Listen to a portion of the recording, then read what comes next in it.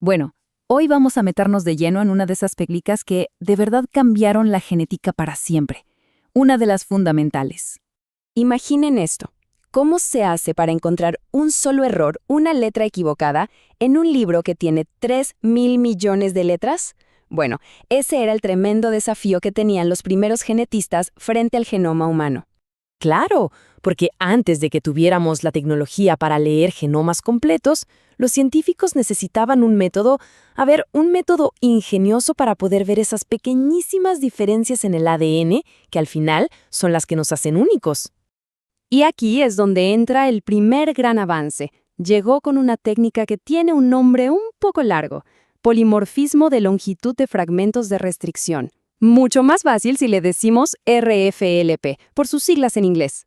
La pieza clave del RFLP fue el descubrimiento de unas enzimas que venían de bacterias. Pensemos en ellas como unas tijeras moleculares. ¿Y qué hacían? Pues reconocían una secuencia súper específica de letras en el ADN y, ¡zas!, cortaban justo ahí. Una herramienta de precisión increíble para la época.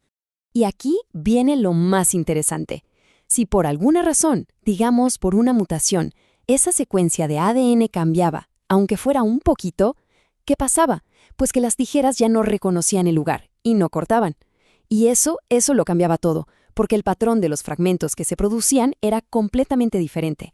Ahora, el método original, el llamado RFLP Southern Blot, era todo un tema. Un proceso súper complejo y laborioso. Había que extraer un montón de ADN, cortarlo, separar millones de fragmentos en un gel y después de varios pasos más, recién ahí se podía iluminar y ver ese patrón único. Era como buscar una aguja en un pajar. Entonces, no nos confundamos, la técnica era súper poderosa. Funcionaba, pero tenía dos grandes problemas. Era lentísima, podía tardar semanas y necesitaba una cantidad enorme de ADN.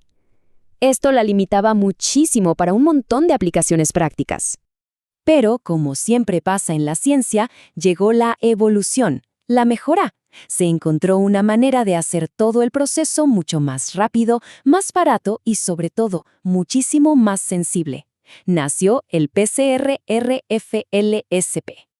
Y miren, esta tabla lo resume perfectamente.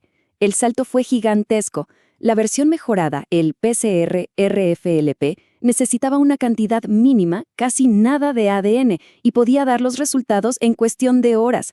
Pasamos de semanas a horas. ¡Increíble!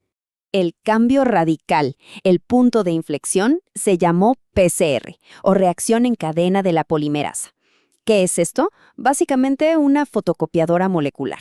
Permitía tomar una región súper específica del ADN y hacer millones y millones de copias. Una locura. Gracias a esto, el nuevo método era elegantemente simple y súper eficiente. A ver, se tomaba un poquito de ADN, se amplificaba solo la parte que interesaba con PCR, se usaban las tijeras para cortarla y listo. Se miraba en el gel y se veía al instante si el sitio de corte estaba o no. De verdad, un cambio de paradigma total. Y como era de esperarse, una técnica tan optimizada no se iba a quedar solo en el laboratorio de investigación. Saltó al mundo real muy rápido y sus consecuencias fueron, enormes. Las aplicaciones se multiplicaron. De repente se usaba para diagnosticar enfermedades genéticas, se convirtió en la famosa huella genética para la ciencia forense, se usaba en pruebas de paternidad, hasta para rastrear enfermedades infecciosas y en la investigación del cáncer. Tocó prácticamente todo. Un ejemplo muy claro es la anemia falciforme. Con el RFFP se podía detectar el cambio de una sola letra, en el gen que causa la enfermedad. Se volvió la prueba definitiva para confirmar diagnósticos como este. Y ni hablar del campo forense. Aunque hoy en día se usan técnicas mucho más avanzadas, fue el RFLP el que sentó las bases. Introdujo la idea de que se podía usar un patrón de ADN único para identificar a una persona. Fue el que empezó todo. Ahora, a pesar de la revolucionaria que fue, la técnica no era perfecta. Tenía sus límites. Y ya sabemos cómo es la ciencia. Siempre sigue avanzando. Su principal limitación, su talón de Aquiles, era que solo podía ver las variaciones genéticas que ocurrían exactamente en el sitio donde cortaba la enzima. Si la mutación estaba unas poquitas letras más allá, la técnica era completamente ciega a ella. No la detectaba. Es como dice la frase, el RFLP no nos permitió leer todo el libro genético completo, pero sí nos enseñó a encontrar las palabras mal escritas. Y eso es clave.